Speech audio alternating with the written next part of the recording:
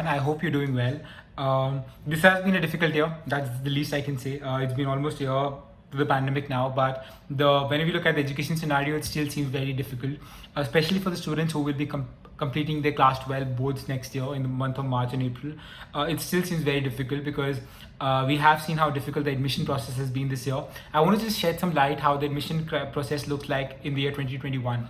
A lot of private universities in India have already rolled out admission forms for the next cycle, which starts in September 2021. Students are applying to a number of universities and they're still very unsure about how to go about them because there's a very uncertain environment. When we look at universities outside India, it's even more unlikely. Some countries like the UK, Europe, are going under lockdown again. US, I hope it gets better now that we have Joe Biden back and he will be looking at helping out international students come in.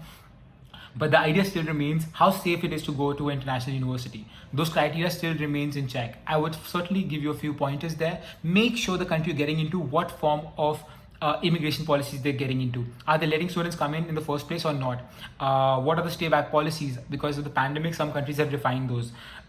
Is your course being done completely online or completely offline, or is it a hybrid model? You have to know that because some people are, and it's for the right reasons, will be concerned. Why are we paying the same amount of fees when we are only studying online? So these are some important concerns. Make sure you check them with the universities, the admissions team before you go and apply and even get selected and you fly to the university. You should know about these things.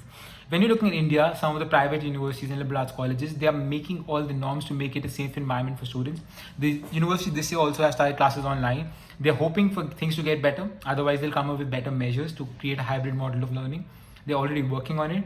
But of course, I would say the major thing is to apply for backups. If you were planning to apply to, let's say, 2 or 3 colleges in India, I would say apply to 10 or 7 at least, so that you're not, losing out on something. Of course, board results will come out, but you've seen what has happened to the cutoffs this year in Delhi University. I mean, I'm glad they were not above 100%. They could have been because they were just outrageous. I mean, there's so much.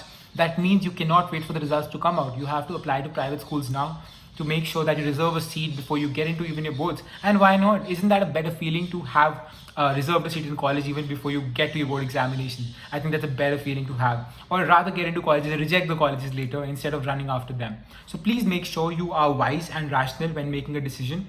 Reach out to Mindler. We'll help you understand the best way to apply to colleges and figure out the best courses and colleges for you, because it's important to create a good mix of colleges. You can apply to a few colleges abroad and keep backups in India. It's very necessary. You never know what might happen tomorrow. I hope everything stays the same and stays safe. But yes, please make sure you're applying for backups. That's non-negotiable.